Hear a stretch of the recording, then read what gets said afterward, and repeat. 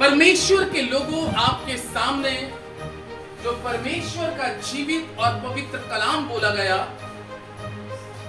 पौलुस क्या कहता है? मेरे शरीर के अंदर में एक क्या छुपाया गया है? कांटा छुपाया गया। कांटे का दर्द, जब तक कांटा छुपा रहेगा तब तक इंसान क्या करता है? उस कांटे को पुरोहित देता ही रहेगा, क्योंकि जब तक वो कांटा हमारे अंदर लगा रहेगा तब तक हम उस कांटे को क्रोधते रहेंगे, क्योंकि हमारी कोशिश क्या रहेगी कि किसी ना किसी तरीके से ये कांटा क्या होने पाए, बाहर निकलने पाए। हालेलुया।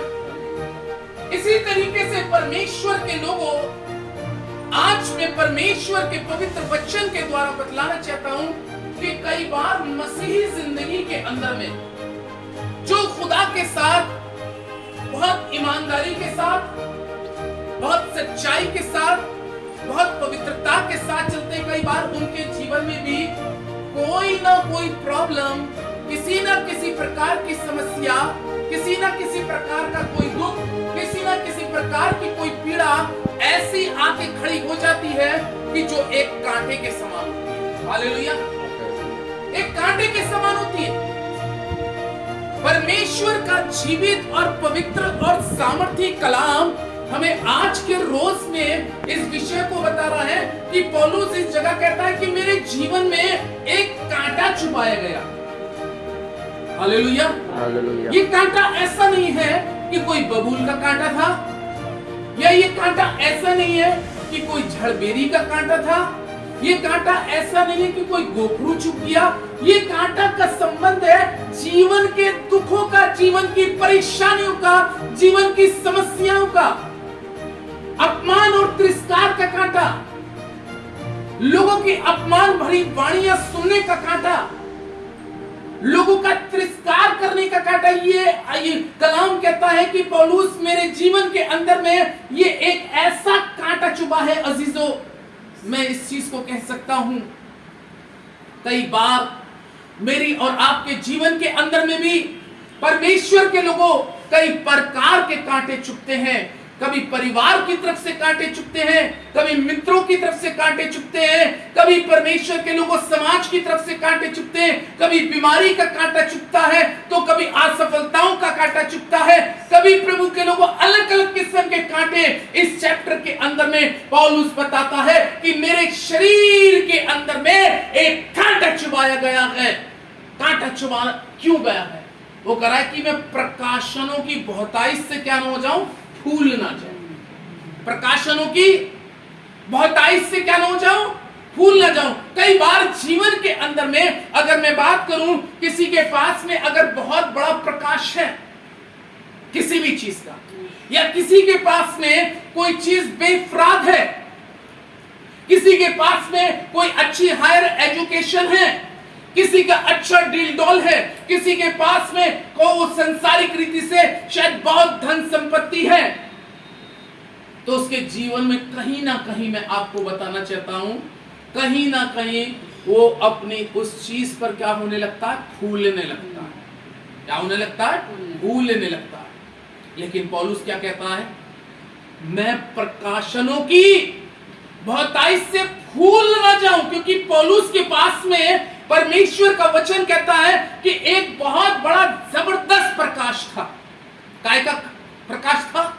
प्रभु के वचन को शेयर करने का। प्रभु की उपस्थिति पौलुस के साथ में थी। कभी कभी अजीजों, परमेश्वर में धर्मी के जीवन में भी कभी कभी कुछ प्रॉब्लमें, कुछ समस्याएं, कुछ पीड़ाएं, कुछ कष्ट इसलिए लेके आता है कि कहीं ऐसा ना हो कि मेरा दास या मेरी दासी किसी बात को लेके क्या होने लगे, फूलने लगे, क्योंकि ये पौलुस की टेस्ट मनी है। लेकिन परमेश्वर के लोगों, पौलुस इस सारी बातों को लेकर प्रभु यीशु मसीह के चरणों में जाता है, और प्रभु यीशु मसीह के चरणों में जाकर क्या कह रहा है कि मैंने इस कांटे के लिए 3 बार प्रभु से क्या करी, विनती करी। कई बार मैं और आप सोचते हैं कि अपनी प्रॉब्लमों को लेकर, अपनी समस्याओं को लेकर, जब हम प्रॉब्लम में होते हैं, समस्या में होते हैं, किसी प्रकार की परेशानी में होते हैं, तो हमारे को कहीं रास्ता नजर नहीं आता, कहीं पे हमें कोई दिशा देने वाला नहीं होता, तो हमें लगता है कि इस विषय को लेकर मुझे और आपको प्रभु के पास में जाना है। पौलुस भी अपने जीवन के इन कांटी भरी जिंदगी में, इन कांटों में, कलाम में पौलुस एक जगह कहता भी है इस चीज को, मसीह की राह पर चलना जैसे कांटों पर चलना। मसीह की राह पर चलना जैसे कांटों पे चल रहा है। कई बार परमेश्वर के लोगों, कुछ लोगों का अपना एक सोच होती है और कुछ लोगों का अपने एक डिजायर होता है। वो क्या सोचते हैं, क्या उनकी इच्छा होती है कि शायद खुदावंद यीशु मसीह के साथ चलूंगा, मुझे बहुत कुछ मिलेगा, बहुत अच्छा मिलेगा, या मेरी जिंदगी में बहुत धन संपत्ति होगी, या मेरा जीवन ऐश आराम का होगा। नहीं खुदा के लोगों, ऐसा नहीं, बल्कि पौलुस क्या कहता है, मसीह की राह पर चलना तो कैसा है, कांटों पे चलना है। अब इस चीज को सोचिए, कोई कांटों पे चलना पसंद करेगा? कोई कांटों पे चलना पसंद नहीं करता। सब कांटे को देखकर, सब मुसीबत को देखकर, सब परेशानी को देख के उससे क्या होते हैं, कतरा के चले जाते हैं। लेकिन एक सही विश्वासी, एक सही प्रभु का दास, एक सही प्रभु की दासी, एक सही पास्टर, एक सही प्रीचर, एक सही परमेश्वर का दास, प्रभु के लोगों, जब उसकी जिंदगी के अंदर में किसी भी प्रकार का कांटा भी क्यों ना हो, कांटों की चाहे लाइन लगी हो, प्रभु के लोगों, मुसीबत, कांटों का मतलब है मुसीबत, परेशानी, समस्याएं, जीवन के दुख, जीवन की चिंताएं, जीवन की टेंशन, जीवन की असफलताएं, जीवन की कमजोरियां, जीवन की निर्बलताएं, जीवन की तमाम समस्या, ये हमारी और आपकी लाइफ के अंदर में कई बार एक कांटे के समान आके खड़ी हो जाती है। लेकिन प्रभु के लोगों, ऐसी स्थिति में बहुत से लोग तो ऐसे होते हैं कि जो इस कांटे पर चलते हैं। हालेलुया। बहुत से लोग ऐसे होते हैं जो इन मुसीबतों को, इन कांटों को, इन तकलीफों को देखकर घबराते नहीं, बल्कि इन कांटों पर भी मसीह के लिए चलना सीखते हैं। जैसे पौलुस कहता है, मसीह की राह पर चलना जैसे कांटों पे चलना है, और पौलुस इस चीज को अपनी लाइफ में बोल रहा है। और प्रभु के लोगों, लेकिन बहुत से लोग कांटों पे चलना नहीं, बहुत से लोग तो काय पे चलना चाहते हैं, फूलों पे चलना चाहते हैं, खुशबूदार फूलों पे। कांटों पे कोई नहीं चलना चाहता, कोई दुख उठाना नहीं चाहता, कोई कष्ट उठाना नहीं चाहता। लेकिन प्रभु यीशु मसीह जब इस संसार में आए, तो बाइबल में लिखा है कि उसके सिर के ऊपर में भी क्या लगाया, कांटों का ताज। उसके सिर पे भी, अगर हम संसारिक रीति से बात करें, तो किसी को राजा अगर बनाया जाता है तो किसी को सोने का मुकुट लगाया जाता है, सोने का ताज पहनाया जाता है। लेकिन यीशु मसीह को कांटों का, बाइबल में लिखा है कि जब उसके कांटों का मुकुट उसके सिर के ऊपर में लगाया गया और उसके ठूसा गया, तो लिखा है उसके कांटे लगने से उसके शरीर से, उसके सिर से क्या बह रहा है, लहू बह रहा है।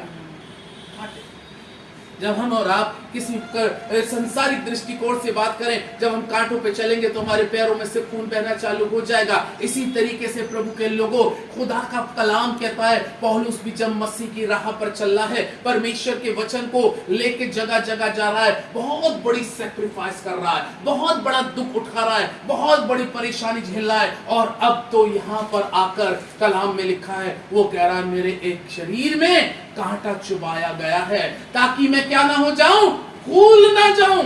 लेकिन कह रहा है, इसके विषय में मैंने प्रभु से 3 बार क्या करी, विनती करी, मैंने 3 बार प्रार्थना करी। ये बिल्कुल सच है। अगर कोई व्यक्ति एक बीमार है तो वो अपनी बीमारी के लिए प्रार्थना करेगा।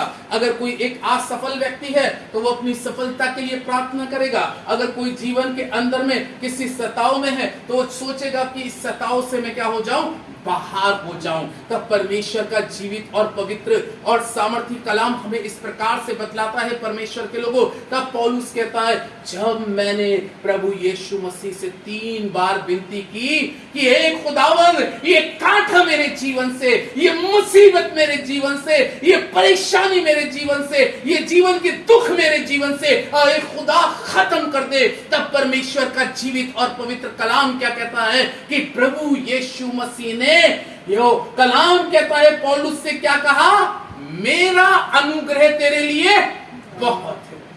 हालेलुया। कांटा लगा है, दुख है, पीड़ा है, कष्ट है, लेकिन साथ ही साथ अब आप सोचिए कि इसको झेलने की ताकत कौन दे रहा है? परमेश्वर। बहुत से लोग, कलाम में लिखा है, अधर्मी व्यक्ति के जीवन में जब मुसीबत आती है या परेशानी आती है तो वो गिर जाता है। अधर्मी व्यक्ति जो खुदा से दूर होता है, उसका ईमान चला जाता है, उसका विश्वास टूट जाता है और वो सहज खड़ा नहीं हो पाता। लेकिन परमेश्वर के लोगों, कलाम में लिखा है, भजन संहिता 34 के 19 में लिखा है कि धर्मी पर बहुत सी विपत्तियां आती तो हैं, लेकिन परमेश्वर यहोवा उन सारी विपत्तियों से उनकी क्या करता है? रक्षा करता है। हालेलुया। विपत्ति आएंगी, मुसीबत आएंगी, कष्ट आएंगे, जिंदगी के अंदर में कांटों का लगना जरूरी है, लेकिन परमेश्वर के लोगों याद रखिएगा, जो लोग प्रभु के होते हैं, परमेश्वर के वचन के अनुसार चलते हैं, परमेश्वर को अपना आधार मान के चलते हैं, खुदावन के लोगों, बेशक वो दुख उठा रहे होंगे, बेशक वो पीड़ा उठा रहे होंगे, बहुत कुछ सह रहे होंगे, लेकिन फिर भी अपने खुदा में वफादार होंगे, फिर भी अपने परमेश्वर में विश्वासी योग्य होंगे, फिर भी अपने परमेश्वर का हर कंडीशन में धन्यवाद करने वाले वो लोग होंगे जो खुदावन यीशु मसीह में हैं। वो परिस्थितियों को देखकर नहीं, वो हालात को देखकर नहीं, वो अमीरी और गरीबी को देखकर नहीं, परमेश्वर को देखकर जो चलने वाला व्यक्ति होता है, वो हर एक कंडीशन के अंदर में अपने परमेश्वर में थैंकफुल रहता है, हर परिस्थिति में अपने परमेश्वर का धन्यवादी रूपी बना रहता है। इसलिए प्रभु यीशु उस व्यक्ति को देखता है, उस व्यक्ति को देखता है और उससे कितना अच्छा शब्द बोलता है कि मेरा अनुग्रह तेरे लिए बहुत है। हालेलुया। मेरा अनुग्रह तेरे लिए बहुत है। आज हमारे ऊपर में कोई अनुग्रह करे या ना करे, आपके ऊपर में कोई अनुग्रह करे या ना करे, लेकिन मैं आज आपसे कहना चाहता हूं, वो सेनाओं का यहोवा परमेश्वर जिसकी उपस्थिति में मैं आज की इस संध्या काल में आपके साथ इस वचन को शेयर कर रहा हूं, उसका अनुग्रह हर परिस्थिति में, हर हालात में आपके ऊपर और आपके सिर के ऊपर में नित्य बना रहेगा। चाहे आप कितनी कष्टों में होके गुजरे हो, लेकिन उसने पौलुस से कहा, मेरा अनुग्रह तेरे लिए बहुत है, क्योंकि मेरी सामर्थ निर्बलता में क्या होती है? सिद्ध होती है।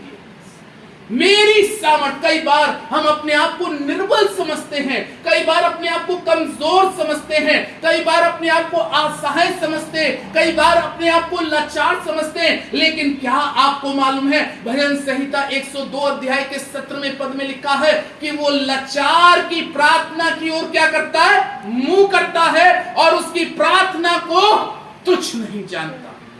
हो सकता है कई बार हम अपनी लाइफ के अंदर में अपने आप को लाचार महसूस कर रहे हैं, कमजोर महसूस कर रहे हैं, निर्बल महसूस कर रहे हैं, लेकिन परमेश्वर का जीवित और सामर्थी कलाम इस प्रकार से कहता है, मेरी सामर्थ, मेरी सामर्थ। अगर आप चाहते हैं कि खुदा की सामर्थ आपके जीवन में आए, खुदा का अभिषेक आपके जीवन में आए, आप उसकी रूह से भर जाएं, आप उसके भाषा, अन्य भाषाओं के वरदान से भर जाएं, तो आप याद रखिएगा, जो जीवन में कष्ट आ रहा है, जो जीवन में मुसीबत आ रही है, कभी कभी मैंने और आपने आसमान के ऊपर दृष्टि करी होगी, एक बहुत बड़ा घोर अंधेरा सा दिखाई देता है, लेकिन याद रखिएगा, जितना काला बादल है, एक सितारा अगर चमकेगा तो वो अलग ही नजर आएगा। एक काले बादल में कभी कभी मेरी और आपकी लाइफ के अंदर में ऐसा होता है, एक बड़े काले बादल आ जाते हैं, ऐसे काले बादल, वो चारों तरफ अंधेरा ही अंधेरा है। कई बार ऐसा लगता है चारों तरफ दरवाजे बंद ही बंद है, लेकिन एक दरवाजा आपके लिए खुलेगा और वो स्वर्ग का दरवाजा है, जिसके बारे में प्रकाशित वाक्य में लिखा है कि जिसके लिए मैं द्वार खोल दूं, मेरे द्वार को खोले हुए कोई बंद नहीं कर सकता। खुदा के लोगों, कई बार मेरी और आपकी जिंदगी में एक लाइफ में कुछ गुजरता है, लेकिन जब वो गुजर रहा है तो उस समय परमेश्वर का जीवित और पवित्र और सामर्थी कलाम भी आपसे और मुझसे एक बहुत अच्छी बात कहती है, क्योंकि मेरी सामर्थ, पौलुस से कह रहा है, निर्बलता में क्या होती है? सिद्ध होती है। आपकी कमजोरी में प्रभु आपके साथ खड़ा है, आपकी गरीबी में प्रभु आपके साथ खड़ा है, आपकी लाचारी में प्रभु आपके साथ है। जब आप असफल और शत्रु जब आपके ऊपर में महानंद की नाई आक्रमण कर रहा है, उस समय परमेश्वर यहोवा आपके साथ खड़ा है। और मेरी सामर्थ्य निर्बलता में, कमजोरी में सिद्ध होती है। इसलिए पौलुस कहता है, मैं अपनी निर्बलताओं पर क्या करता हूं? घमंड करता हूं। मैं अपनी कमजोरियों पे घमंड करता हूं, मैं अपनी गरीबी पे घमंड करता हूं, मैं अपनी परेशानियों में घमंड करता हूं, क्योंकि परमेश्वर की साया, परमेश्वर का अनुग्रह इसी तरीके से मेरी कमजोरी में सदा सर्वदा मेरे ऊपर में बना रहेगा। सदा सर्वदा आपके ऊपर में किसी का हाथ हो या ना हो, किसी का हाथ आपके सिर के ऊपर में हो या ना हो, लेकिन वो सेनाओं का यहोवा परमेश्वर, वो सेनाओं का यहोवा परमेश्वर, जिसके कहने से उत्पत्ति की पुस्तक कहती है उसने अंधेरे में कहा उजियाला हो जाए, उजियाला हो गया। वो परमेश्वर का हाथ आपके सिर पर है। खुदा के लोगों, आज आपके हमारे सिर पे हो सकता है कभी सोचते हैं, ओ मेरे सिर पे किसी का हाथ नहीं है, मेरे कंधे पे कोई हाथ रखकर मेरे को खड़ा होने में सपोर्ट करने के लिए तैयार नहीं है। लेकिन परमेश्वर के लोगों, ऐसे हालात में, ऐसी स्थिति में, ऐसी समस्याओं में आपको घबराने की या भयभीत होने की जरूरत नहीं है, क्योंकि परमेश्वर का वचन कहता है मेरा अनुग्रह तेरे लिए बहुत है, क्योंकि मेरी सामर्थ निर्बलता में सिद्ध होती है। अगर आप निर्बल हो रहे हैं तो परमेश्वर आपको सिद्ध करेगा, और ये सिद्ध करेगा इस स्थिति में, बेटा मेरी बेटी अब भी मैं तेरे क्या हूं? साथ हूं। हियाव बांध, दृढ़ हो जा, भय ना खा, तेरा मन कच्चा ना हो, क्योंकि मैं तेरे क्या हूं? साथ हूं।